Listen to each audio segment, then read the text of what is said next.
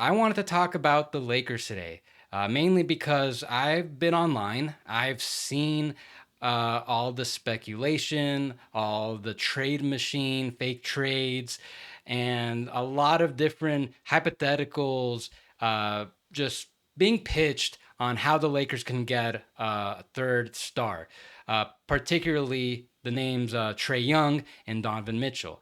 But the only thing is, I've seen a lot of these trades and very little discussion on how they can actually make legal trade under the new CBA, because there's all new sorts of trade restrictions in relation to the apron, and also how they can fill out a roster afterward while having three max players, because in all likelihood, if they were to acquire one of these guys, they're gonna be hard capped to one of the two apron levels.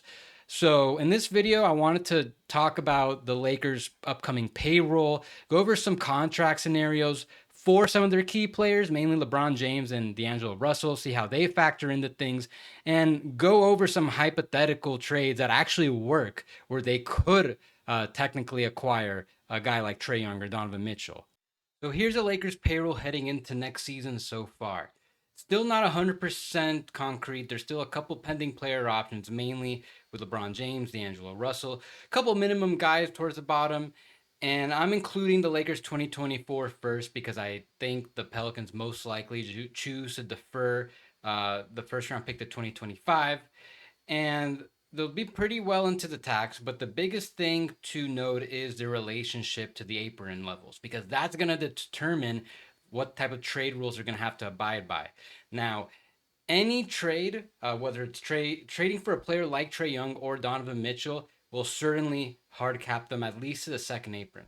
And the reason is because they're going to need to aggregate 3 to 4 players at least to satisfy salary matching rules. Meaning they're going to have to combine like 3 or 4 players to even get close to the salary amounts that they'd be having to take back.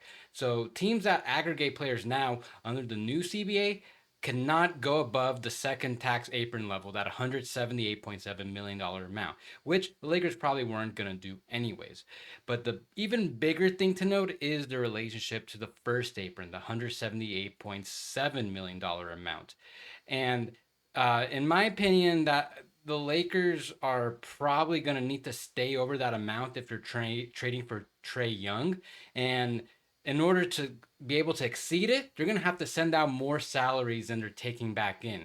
Because Trae Young at his 43 million, if you're going to pay him as well as Anthony Davis and LeBron James max level money, they're going to need all the flexibility they can. And I think that $11 million in between that separates the two apron levels will be necessary for them to field the roster afterward.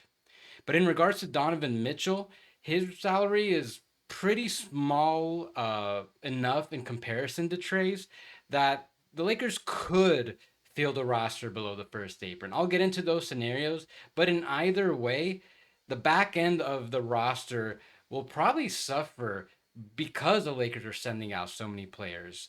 And they'll be so close to the apron lines at the end of these deals that they probably won't even have any flexibility to use either of the mid-level exceptions, which would result in more minimum signings. So even with all these trade restrictions in mind and these spending limits, it is still possible for the Lakers to successfully acquire one of these guys. Now, I do want to go over some important contract scenarios because it is going to impact the Lakers' payroll, mainly LeBron James. He's expected to do one of two things. He can either decline his player option and become a free agent, and then he can re-sign for up to 3 years. This is his projected maximum amount. Would be 3 years, 162 million, starts at just under 50 million, and would end at just under 58 million. Now, the alternative is that LeBron James can opt into his $51.4 million player option amount and extend for up to an additional 2 years, 113 million.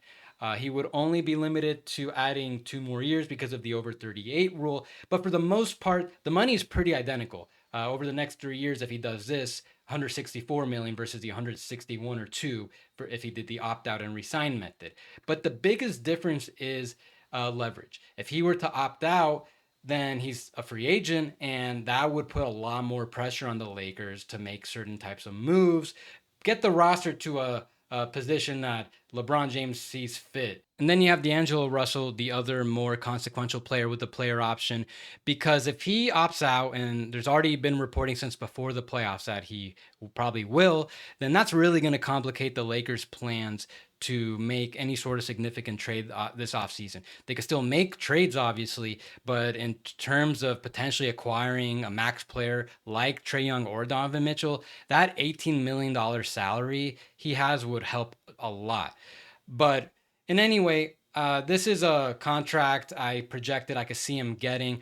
I've there are some cap space teams that could use a point guard like the Spurs or Magic. I don't really see the fit, and to be honest, I don't really see a big market for him among teams that can pay more than the mid-level exception. But he does hold a lot of internal leverage on the Lakers, meaning in the sense that they're not going to be able to replace him if he leaves. Other than hopefully make that type of trade for a point guard upgrade. So this is, I could see him getting something around like 22 and a half million a year. It would be more higher annual range than what he's currently making. I think it'll just mainly come down to what the years are. But if he opts out, he wouldn't be trade eligible if he resigns with the Lakers until at least December. So here's the type of trade the Lakers would have to put together in order to acquire Trae Young while still being able to exceed the first apron level. As you can see, he's got a huge $43 million amount. So it's going to take lots of players to put together. And as you can see, I included D'Angelo Russell, assuming he opted in, because I think that $18.7 million goes a long way. He could also be sign and traded, although that requires a lot of cooperation from him, the Lakers, a third team. So it's a little unlikely, but most likely he's going to have to be involved one way or another. I also included Austin Reeves, Jared Vanderbilt. Both guys could be swapped in for like Gabe Vincent, Harui Hachimura, but I think that this type of package is more realistic for someone like Trae Young. Then when you also include Jalen Hood-Schifino, altogether those salaries get to 46 million. That's more than the 43 million, and so that trade works for the Lakers. They also would presumably trade 3 first round picks, which is the most they can offer, either the 24 or 25 first round pick, their 2029 unprotected first, and their 2031 unprotected first. And then here is a corresponding cap sheet reflecting that trade. I've got LeBron James making that maximum salary I discussed earlier. I put Trae Young replacing those 4 players. And they still have some flexibility to use the full 5.2 million taxpayer mid-level amount. And once they get to 14 players, which includes a couple minimum signings, their second round pick, they finish just below the second apron. So you could see why, especially when acquiring Trae Young, why that extra 11 million is important. They need to be able to exceed the first apron. Now, here's another scenario I want to get into that involves the Lakers acquiring Trae Young. And that is if a legitimate star like him does become available, I think it would make a ton of sense if LeBron James were to opt out and take a smaller salary just for this upcoming season, since it would help the Lakers replace a lot of that lost depth. So here I put him making 30 million to $20 million salary reduction. But when you combine that with that same trade for Trae Young, the Lakers would not only be able to open up the non-taxpayer mid-level exception, but they'd also be able to send less salary in the trade for Trae Young. So I've got them keeping Jalen Hood-Schifino as well. Now, using the non-taxpayer mid-level and taking in more salary than you're sending out, then hard caps you to the first apron. Just doing either one of those things. But that works in the end. Once the Lakers get the 14 players, couple minimums, their second round pick, they're able to stay below that first apron level. So I don't think this happens. Most likely, LeBron is going to sign for the max. That seems to be what all the reporting seems to indicate. But a pay cut would only need to be necessary. He can do a 1+1 where he makes a smaller amount this year, then he can opt out. And just after helping the Lakers facilitate this roster, he can then re-sign for a higher amount, get right back to the max the next year. But in the end, I don't think that Trae Young is actually going to be an option for the Lakers. I don't think they have enough stuff to get him, but also I don't think the Hawks are ready to trade him just yet. And then here's the type of trade the Lakers would have to put together in order to get Donovan Mitchell. Now, he also makes a little less than Trae Young. So the Lakers could potentially acquire him while keeping more of their depth while operating below the first apron. So here's the salary matching I did. I put Austin Reeves, Gabe Vincent, Jalen Hood-Schifino. Presumably those three firsts go out as well, and they only need to get within 7.8 million of Donovan Mitchell's 35.4 million amount. And since they're taking in more than they're sending out, they would be hard capped to the first apron. And then here's a projected payroll reflecting those changes. I've got LeBron James making his max. I put in Donovan Mitchell for all those players that are sent out. And the biggest difference in this scenario is that the Lakers are able to keep one more of those mid-tier salaried guys. And since Mitchell makes less than Trae Young, LeBron James could also take a smaller pay cut instead of 20 million, kind of like 10 million less, and that could additionally open up most or even all of the non-taxpayer mid-level projected at just under 13 million if they wanted to add another guy on top of that.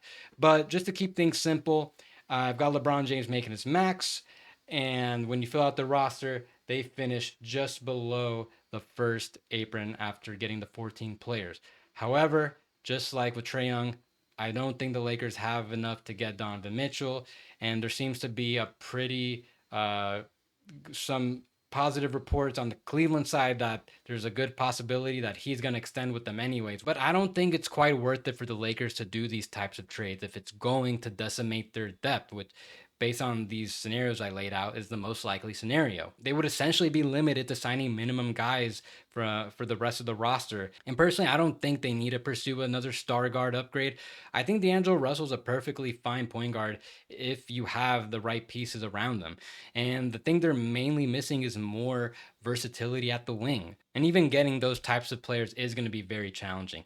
If the Lakers are willing to trade the remaining draft picks for those types of players, I just don't know how many of them are available and how many of them could fit within their payroll structure. So, yes, technically the Lakers can acquire a player like Trae Young or Donovan Mitchell and field the roster while abiding by the trade rules and the hard caps that would be imposed.